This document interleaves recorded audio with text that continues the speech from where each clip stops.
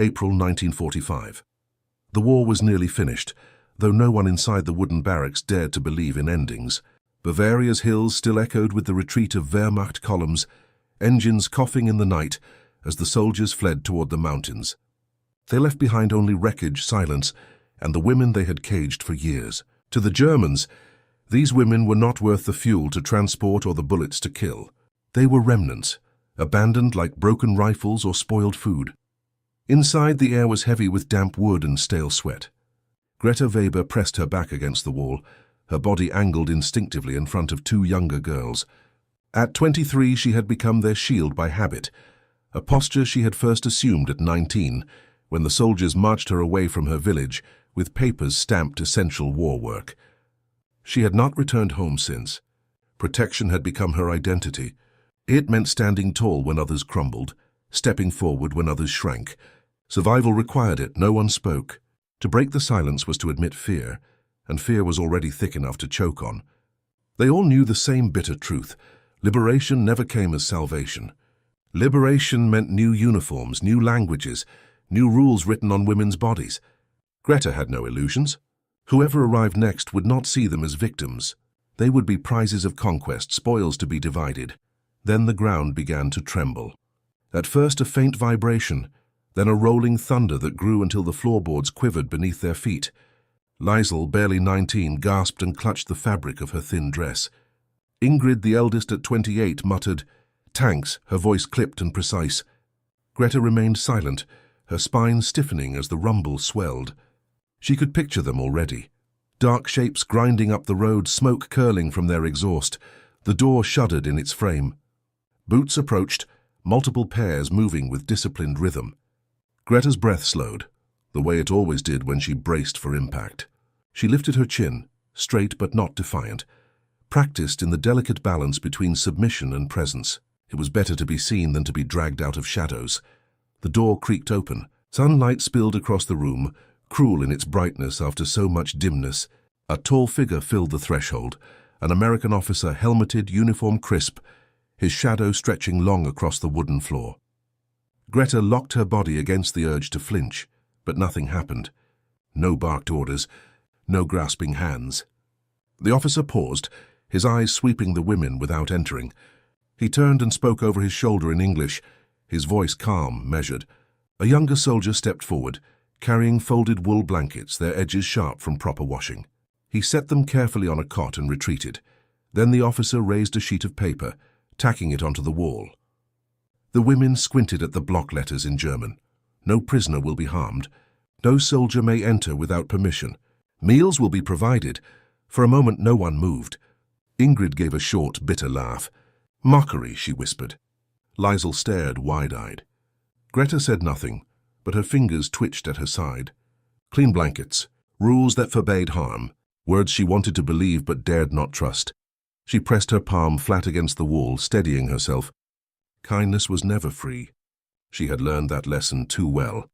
And yet, for the first time in years, the possibility of a different truth hung in the air like dust motes caught in sunlight. Fragile, impossible and dangerous to hope for. The blankets lay untouched for hours, their clean folds sitting like foreign objects in the corner of the barracks. Greta kept glancing at them, half expecting they would vanish if she looked away too long. The women whispered their doubts in the stillness. Soldiers always took first, asked later. Sometimes they didn't bother with asking at all. Surely this was just another cruel game. Surely the rules tacked on the wall were nothing more than paper lies. But the Americans returned that evening, not with fists or demands, but with steaming pots of food. The aroma drifted through the barracks, meat, vegetables, broth so thick it clung to the air. The soldiers didn't storm inside. They knocked, waited, and then set the pot just inside the doorway. One of them muttered in broken German, "Hot soup," before retreating again. They didn't watch the women eat. They didn't even linger. It unsettled Greta more than violence would have. Violence she understood, violence had rules she knew by heart. But this absence of cruelty, this careful distance, it made no sense. She kept waiting for the condition to appear, for the price to be named, but none came. By the third day, the pattern had become undeniable. Meals arrived at exact hours. The guards remained outside unless summoned. No one touched them without consent. It was routine, almost boring in its precision. And boredom was something Greta had not felt in 4 years. Liesl, still trembling at every knock, whispered one night, "Why are they doing this?" Her voice was hoarse, as though the question itself was dangerous.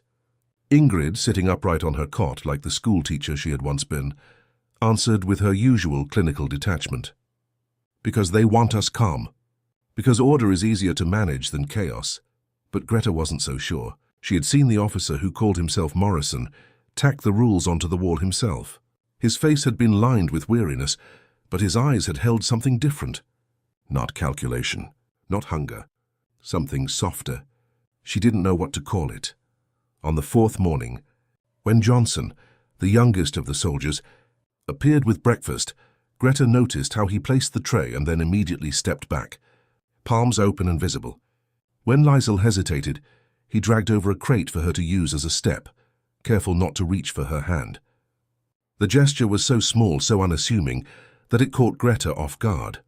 Her throat tightened unexpectedly, and she turned away before anyone could see. Still, trust was dangerous. Trust meant letting down your guard, and letting down your guard could kill you. Greta reminded herself of this each night as she lay under the wool blanket she had finally allowed herself to use. She repeated it like a prayer her grandmother might have spoken. Do not trust. Do not hope. Do not believe. And yet, against her will, something in her chest had begun to shift. The Americans' restraint, their careful courtesy, the absence of cruelty where cruelty should have been, all of it was carving hairline cracks into the walls she had built around herself. For the first time since she was 19, Greta wondered if safety might not be a trick. If dignity could exist without cost, if mercy might be real. The rhythm of safety was beginning to take hold. By the end of the 2nd week, the women almost moved like shadows of their former selves, not just ghosts. Liesl hummed softly when she thought no one was listening. Ingrid corrected Johnson's broken German with the absent-minded authority of a teacher. And Greta, though she still positioned herself in front whenever footsteps drew near, no longer clenched her fists each time the latch moved. It was fragile, this routine, but it was theirs. Then one morning, the air in Camp Lucky Strike changed. The laughter that usually carried through the rows of tents fell silent. Conversations ended abruptly when the women passed by. Guards who once nodded politely now stared with tight jaws or looked away entirely. Greta felt the unease instantly, the way an animal senses a storm. Something had shifted, though no one would explain what. She learned the truth from Corporal Chen, the medic who had treated her infected shoulder. His usual calm demeanor was strained as he adjusted her bandages. "There is new information," he said in careful German. "Film reels from the camps." He hesitated before continuing. "The soldiers have seen what was done there." Greta had heard whispers before, rumors of camps where people vanished, stories too grotesque to believe. But film was not rumor. Film was proof. She could see in Chen's eyes that what he had witnessed had broken something inside him. And if it had shaken him, a man trained to handle wounds and death, what would it do to the others? The answer came that afternoon when a new face appeared at their door. Corporal Sullivan, short, broad-shouldered, with eyes that did not soften. He carried a manila folder under one arm and radiated suspicion like smoke. Morrison introduced him briefly, but his absence from the room was as heavy as his presence. Sullivan spread photographs on the table, skeletal figures behind barbed wire, mass graves, children staring with hollow eyes. Liesl gasped and turned away. Ingrid pressed her lips into a thin line. Greta forced herself to look. She had lived. Her own nightmare for 4 years, but this was another dimension of horror. Her stomach twisted, her throat closing around words she didn't have. "What did you know?" Sullivan's voice cut through the silence. His German was rough but clear. "What did you see?" Greta blinked at the images, shame flooding her chest. What did we know? That their suffering was endless, that men in uniform decided who ate and who starved, who lived and who disappeared. But she had not known this scale, this machinery of death. Her silence felt like complicity. "We were told we were lucky," Liesl whispered, trembling. They said we could have been sent to camps instead. We thought factory work. We thought Her words collapsed into sobs. Ingrid's voice was sharper, almost defiant. We were told our service protected others, that our sacrifice kept worse things from happening. She looked at Sullivan directly. We believed because we had no choice. Sullivan's expression hardened. How do we know you are not just as guilty? The words hit Greta like a physical blow. Her chest tightened. For years, she had carried shame like a second skin. Now that shame was weaponized against her, her voice cracked as she whispered, "Maybe surviving makes us guilty. Maybe we should have died instead." Sullivan gathered the photographs, his disgust plain. The door closed behind him with a thud. That seemed to echo through the barracks long after he was gone. That night, the women sat in silence. The blankets that once felt like miracles now seemed like stolen luxuries. The soup tasted of ash. Trust, once fragile but growing, had shattered.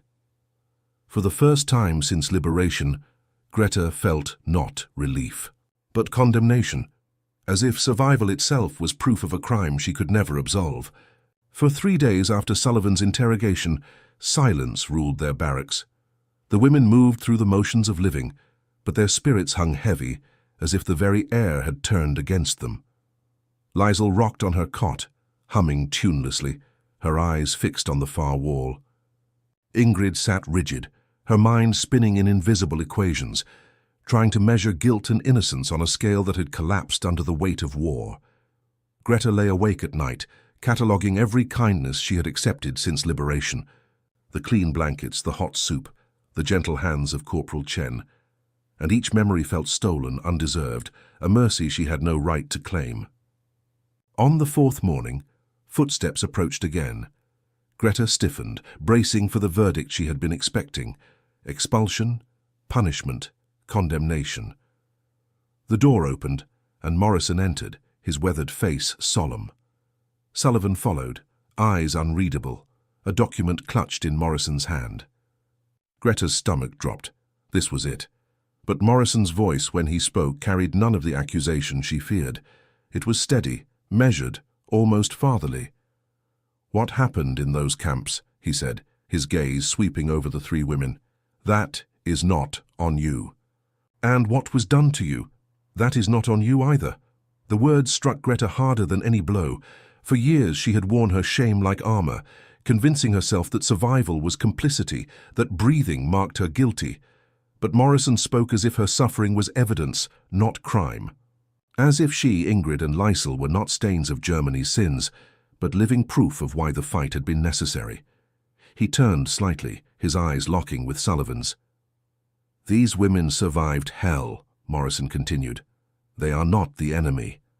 They are the reason we fought, so no one else would endure what they did." For a moment silence stretched taut. Then Sullivan exhaled, his expression breaking, the anger that had fueled him collapsing into something rawer, heavier. He looked. Greta really looked, and for the first time she saw not suspicion but recognition. His voice was low, halting. "How old were you, Macht, when they took you?" 19, she whispered. The word felt both ancient and childlike. Sullivan shut his eyes briefly, then muttered in English, "Jesus." When he opened them, his gaze was changed. "My sister is 19 now," he said in halting German. "Back home in Ohio." He extended his hand, not to take, not to claim, but to steady her as she rose from the cot. It was the first time in 4 years a man had reached for her without hunger in his eyes. Morrison unfolded the document in his hand. Not charges, but Red Cross papers. His voice softened. "We've located Ingrid's sons. They're safe, in Munich, healthy, asking for their mother every day." Ingrid's carefully built composure shattered. She wept openly, not from shame but from relief, from the sudden flood of love unburied after years of silence. Liesl reached for her, and for the first time since capture, her young face reflected something other than terror. Hope. "You'll all be transferred to the repatriation center next week," Morrison explained. "But before you go, understand this. Tell people what you lived. Tell them some of us remembered you were human when the world forgot." Greta felt something shift inside her, not the crack of breaking, but the slow settling of a foundation rebuilt. For years she had believed survival was guilt, but now for the first time she wondered if survival could be testimony instead. She drew a breath, her voice stronger than she expected. "Tell your families," she said, her words directed to Morrison, to Sullivan, to history itself, that 3 German women will spend the rest of their lives proving mercy is stronger than cruelty. Outside, the camp stirred with the sounds of peace, laughter, conversation, the hum of rebuilding. Greta stepped toward the light, and for the first time since 19, the future felt not like a sentence to endure, but a path she might choose to walk.